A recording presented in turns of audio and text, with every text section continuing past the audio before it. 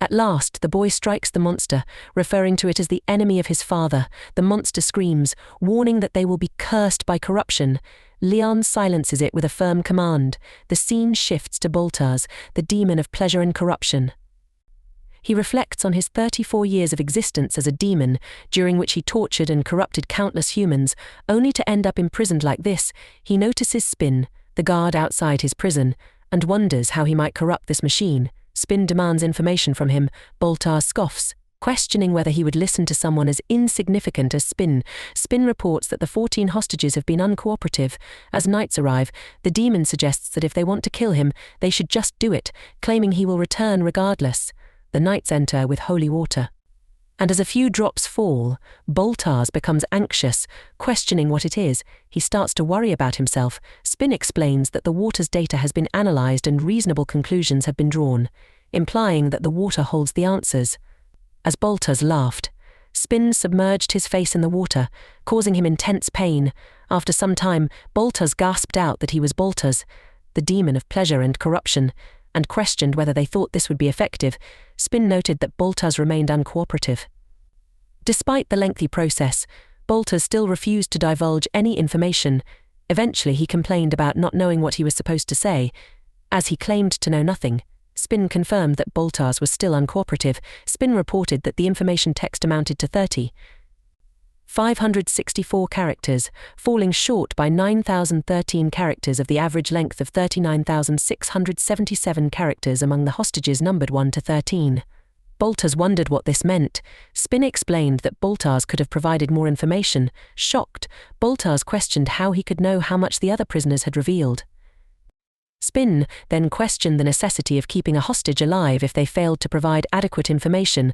Confused, Baltaz wondered what he should say next. Spin then reported to Leon that all the information texts from the 32 beings had been processed, with content similarity exceeding 89% and inferred to be true. Leon appreciated Spin's work. Leon then asked what Spin had done with the demon. Spin replied that he had been eliminated, with an average duration of 14 seconds at 127 decibels, and the operation was successful. Leon expressed his appreciation, remarking that the song of justice was always lovely to hear. Suddenly, Leon felt something amiss, and the wine glass in his hand fell. Spin noted that Leon's heart rate had increased, and he was experiencing chest pain and difficulty breathing. Leon stood up and declared that he couldn't accept the fact that such evil beings existed and lived on the same land as him. He asked what should be done about it. Spin suggested eliminating the cause without delay. Leon agreed, and they both set out to address the issue. They broke a window to exit, and both Leon and Spin felt no exhaustion. They ran swiftly, with Leon declaring that it was time for a late-night outing. The scene shifts to the old man walking with the orb among the demons, who all looked at him with varying expressions. The old man asked the orb if everything was all right. The orb replied, advising him not to pay too much attention to these inferior creatures, as a mortal could be easily corrupted. The old man agreed and continued forward. Suddenly, a monster blocked the old man's path. The monster, with multiple hands, demanded to know how the old man dared to step into his domain of entertainment, and claimed that he must not understand the true meaning of fear. The old man sensed a dense, malevolent energy in the area.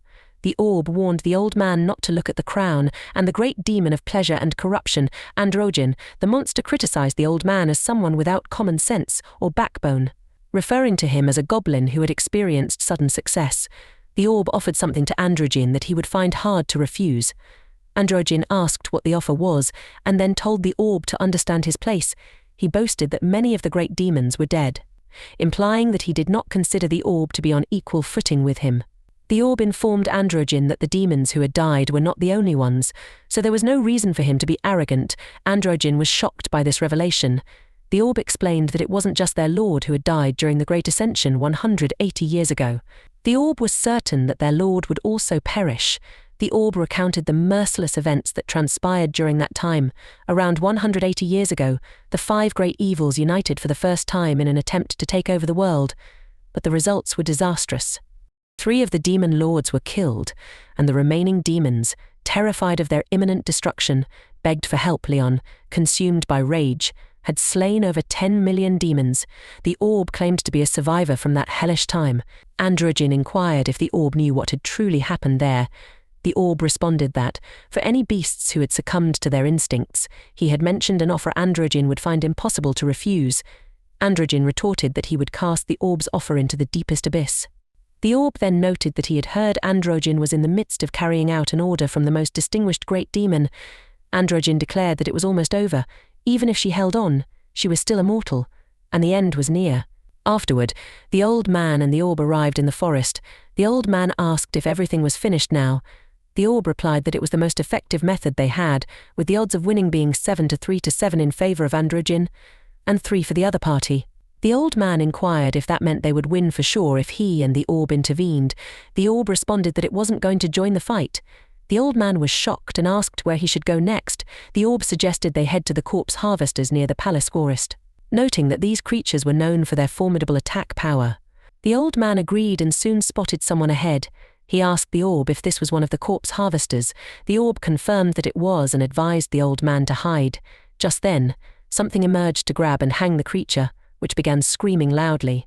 Both the old man and the orb were taken aback by the commotion.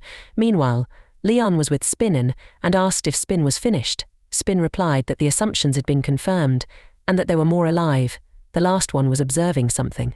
Leon wondered if there were still more demons remaining. The old man asked the orb if the stealth was still active. The orb confirmed that it was, and expressed anxiety. Despite their stealth, they couldn't see anyone, but Leon appeared right in front of them. The old man asked the orb why they hadn't heard any noise on the way there. The orb explained that it was due to the girl knight's divine law of silence, which even blocked out the noise of running horses. Leon had used this divine law to silence everything and had killed all the demons in the forest. Leon felt a peculiar sensation as he approached the source of the unpleasant energy he had detected. Spin then informed Leon that a simple satellite had detected the target. Leon realized there were still more demons and decided to move with Spin. The old man and the orb waited nearby, noting that they were getting close. After all the demons were eliminated, Leon and Spin returned to their room. Leon cleaned himself and reflected on the demons of pleasure and corruption, and the twisted desires they pursued. He wondered why so many of these demons had taken residence at the gate, especially the higher-ranked ones and elites. He was certain that a great demon was among them, but he couldn't understand why. A lady approached from behind, commenting on the disgusting smell of blood. Leon realized he hadn't noticed her presence. She asked why he didn't rest, given how tired he must be. She addressed him as knight, and then asked if she should call him king of the Lionheart. Leon thought she was beautiful, exuding an effortless sensuality. She was the cause of the conflict and represented a great beauty that symbolized downfall. An ordinary person might not even realize their impending ruin until it was too late. The girl introduced herself as Beatrice Allegiera Sparrow, the queen of a small kingdom. Leon responded by introducing himself as the king of the Lionheart from the Lionheart Kingdom. He realized he hadn't noticed her before. Beatrice reassured him not to be so wary, explaining that she only wished to greet the person who had saved her kingdom. Leon remarked that it was an inappropriate time for a noble lady like her to visit. She replied that she had been observed. When Leon asked who was watching her, Beatrice explained that the general and his knights were monitoring her while keeping her under guard. Leon wondered about the general. As he didn't seem like someone who would be disloyal, Beatrice told him there was no time to waste and that she had a favor to ask of him. He replied that he would consider her request after hearing more. Beatrice asked him to kill the general and his knights, promising that if he did, she would cede her kingdom to him. She moved closer and urged him to inspect the underground floors of the castle, suggesting that there was something the general was hiding. Just then, the general emerged from a door, greeting Leon and apologizing for the late disturbance. He explained that he was now opening the door. As he did, he found Leon standing there alone. Leon questioned the general's audacity in barging into a king's bedroom. The general acknowledged that it was rude but insisted it was an urgent matter. Leon then mentioned his meeting with the queen. The general inquired if that was so. Leon pointed out that the general had not asked any questions despite the queen being out at night. The general replied that the queen often did such things. Leon questioned how the general could leave a royal alone with demons prowling the kingdom. The general responded that demons did not attack at night. Leon thought to himself that it was absurd for demons to care whether it was day or night, and the general should have known better. Such an idiot couldn't possibly have become a general. He noted that it was as if the general had deliberately mentioned the queen's whereabouts. The general turned to leave. apologizing for his rudeness and saying he was now departing. Leon informed him that the queen had claimed the general was keeping her incarcerated. The general, turning his face away, retorted that it was none of an outsider's concern. He then exited. Leon found the situation suspicious and suspected there was more to the story. To uncover the truth, he decided to investigate the underground floors of the castle. He called Spinner and asked him to check something. Meanwhile, many demons were gathering to attack the kingdom. One of them commanded to cut off their heads and make them watch as their bodies were tortured. The demon also suggested corrupting and tainting them. Additionally, Androgen had announced that the first demon to climb the castle walls would be rewarded with 100 slaves. As the demons began their attack on the kingdom, a spear flew through the air, creating a powerful blast. The demons, startled, saw the souls of their fallen comrades fleeing in terror. Tenny, one of the demons, cried out that they did not want to die. It was Leon who had launched the spear attack. He confronted the demons, telling them that they did not understand the meaning of death. He questioned how creatures driven only by instinctual desires could grasp anything of significance.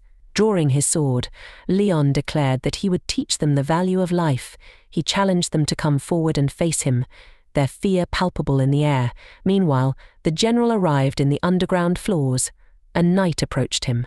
Surprised that the general was there instead of on the battlefield, the general explained that Leon would handle the situation outside, and the issue at hand was the seal. He asked if it was functioning correctly. The knight confirmed that it was.